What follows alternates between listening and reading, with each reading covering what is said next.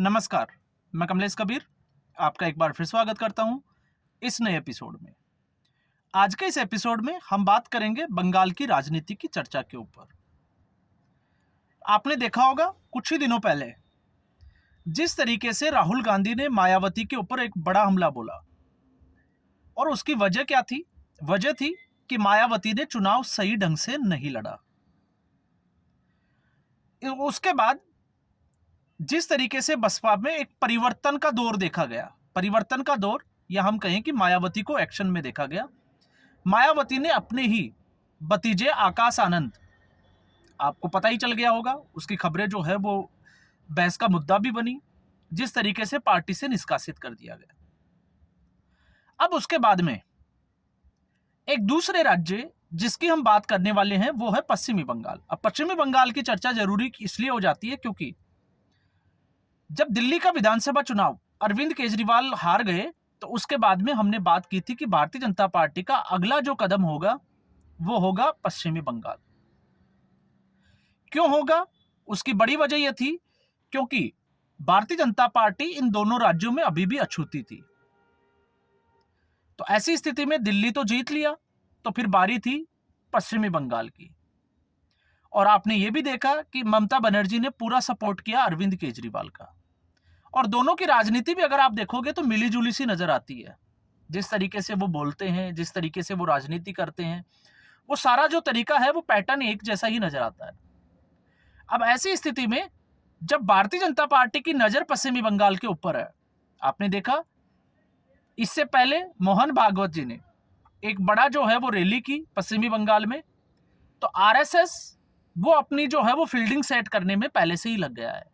और आरएसएस की कार्यप्रणाली आप जानते ही हो, इस वक्त आरएसएस दो स्टेट में काम कर रहा है, एक बिहार और दूसरा पश्चिमी बंगाल, और पूरी ताकत के साथ आरएसएस जो है वो इस काम में जुट जाता है।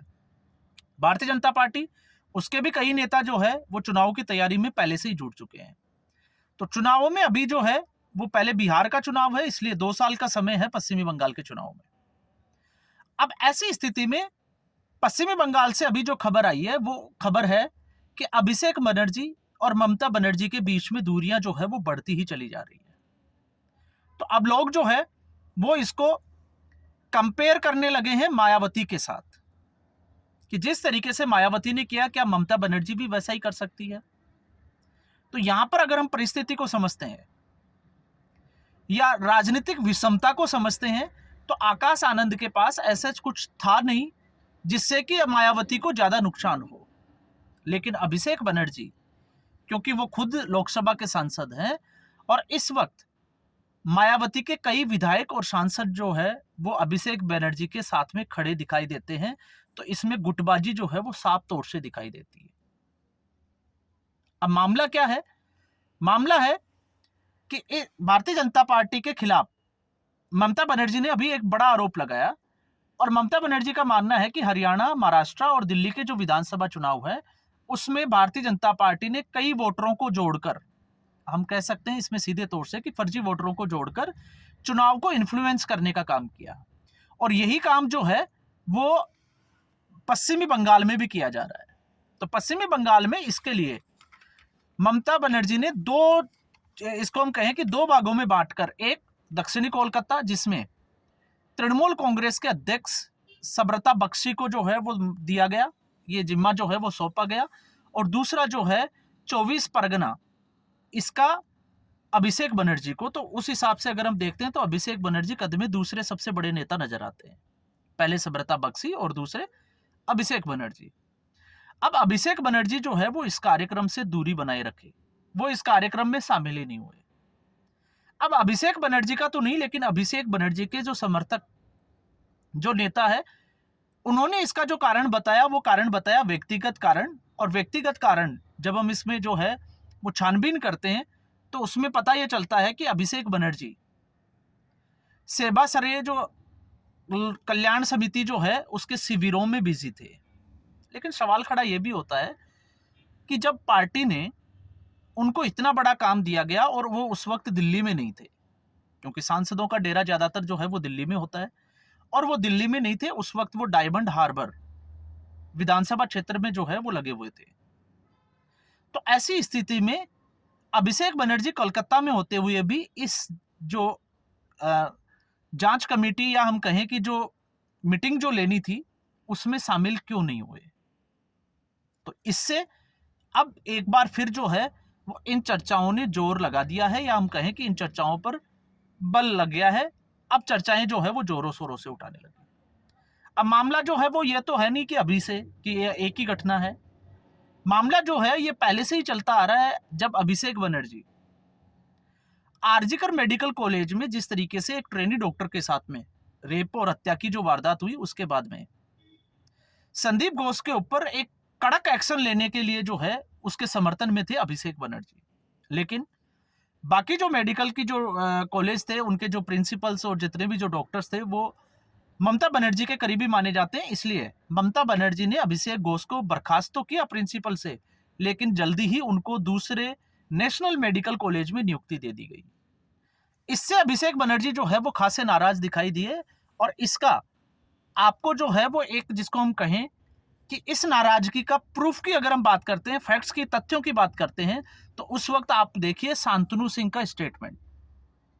क्योंकि शांतनु सिंह ने समर्थन किया अभिषेक बनर्जी का।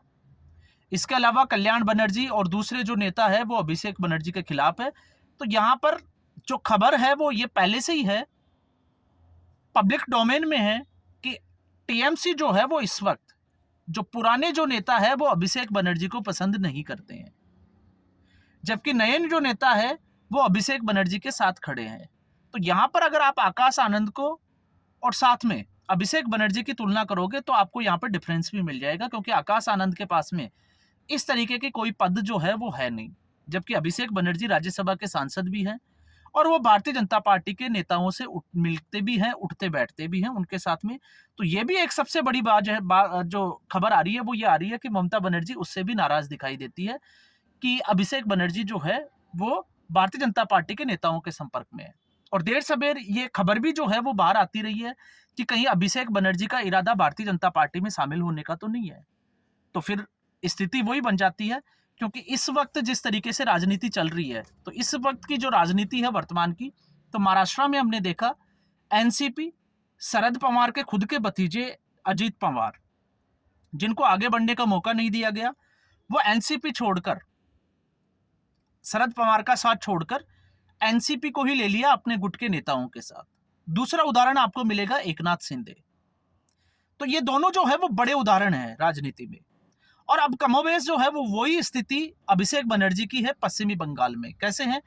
एक ममता बनर्जी की उम्र का तकाजा है कि ममता बनर्जी जो है वो पहले से ही लगातार मुख्यमंत्री बनती आई है और अब उनकी उम्र भी हो गई है।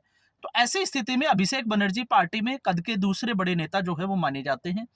और अगर अभिषेक बनर्जी को जल्दी ही कोई बड़ी जिम्मेदारी नहीं दी गई तो वो उस महत्वाकांक्षा के चलते पार्टी तोड़कर जा सकते हैं, इसकी प्रबल संभावनाएं हैं। और राजनीति वैसे भी जो है वो महत्वाकांक्षाओं का खेल है, हम हर वीडियो में बात करते हैं। अब ऐसे में चुनाव का समय नजदीक है, तो जिस तरीके से जो टकराव की स्थिति देखने को मिल रही है ममता बनर्जी के लिए, तो फिर आपको स्थिति जो है वो साफ तौर से देखने को मिल जाएगी। दूसरा, इसका एक दूसरा कारण, दूसरा पहलू यह भी है कि जिस तरीके से भारतीय जनता पार्टी रणनीति बना रही है ममता बनर्जी के खिलाफ, क्योंकि भारतीय जनता पार्टी को पता है कि मुस्लिम जो वोटर है लगभग सभी सीटों के ऊपर जो है वो 30% के आसपास जो है वो पश्चिमी बंगाल में मुस्लिम आबादी है। और बाकी जो बचे हुए हैं, आपने देखा होगा कुछ तो ऐसे भी हैं जहां पर 45% के आसपास मुस्लिम आबादी है। तो भारतीय जनता पार्टी बाकी के जो वोटर है उनको जो है वो अपनी तरफ करने के लिए पुरजोर कोशिश कर रही है। और जिसका आपने देखा होगा इससे पहले भी टीएमसी के ही, आपको पता होगा, शुभेंदु अधिकारी को भारतीय जनता पार्टी ने अपने पाले में मिला लिया था। तो इससे भी इन समस्याओं को जो है, इन संभावनाओं को जो है वो प्रबल जोर मिलता है कि कहीं अभिषेक बनर्जी भी उसी कतार में खड़े तो दिखाई नहीं दे रहे। हालांकि भारतीय जनता पार्टी के पास चुनौतियां यही नहीं है, भारतीय जनता पार्टी की चुनौतियां और भी है। और उन चुनौतियों में प्रमुखतया से है जिस तरीके से टीएमसी ने बूथ लेवल तक या हम कहें कि ग्रामीण स्तर तक कैप्चर किया हुआ है। आपने देखा होगा आज भी स्थिति पश्चिमी बंगाल के लोगों से अगर आप मिलोगे तो वहां पर अगर कोई घटना होती है तो पुलिस में जाने के बजाय टीएमसी के नेताओं के साथ जो है वो बैठक होती है और वो कोशिश करते हैं कि मसले को पंचायत में ही निपटा लिया जाए। तो इस तरीके से ममता बनर्जी की ने अपनी टीएमसी को जो है वो वहां पर स्थापित कर रखा है। दूसरा, आपने ये भी देखा कि जिस तरीके से दूसरी पार्टियों के कार्यकर्ताओं को दबाया जाता है और उस खेल में ममता बनर्जी जो है वो सबसे आगे दिखाई देती है। और लगातार हम भी जो है वो खबरें देखते हैं, फिर हम सोचते हैं, चाहे वो संदेश खाली की खबर ही क्यों ना हो, तो हम सोचते हैं कि कहीं पश्चिमी बंगाल राष्ट्रपति शासन की तरफ तो नहीं जा रहा। लेकिन अभी तक पश्चिमी बंगाल में केंद्र सरकार ने ऐसा कुछ किया नहीं है। तो ऐसी स्थिति में राजनीति में सब कुछ संभव है। हम सिर्फ और सिर्फ जो है वो एक अनुमान लगा सकते हैं, आकलन कर सकते हैं वर्तमान परिस्थितियों को देखकर, और वर्तमान परिस्थितियां जो है वो इसी तरफ इशारा कर रही है। आगे क्या होगा, क्योंकि राजनीति में ऐसा नहीं है कि सब कुछ संभव है और सब कुछ असंभव है। हो सकता है अभिषेक बनर्जी को बड़ी जिम्मेदारी दे दी जाए और जो बात जहां चल रही है वो बात वहीं भी रुक जाए। तो इसमें राजनीति में जो है वो कोई कुछ ज्यादा जो है वो आकलन कर नहीं सकता। तो आज के एपिसोड में बस इतना ही। उम्मीद करूंगा वीडियो एपिसोड आपको पसंद आया होगा। वीडियो को लाइक करें, शेयर करें, चैनल जरूर सब्सक्राइब करें। धन्यवाद।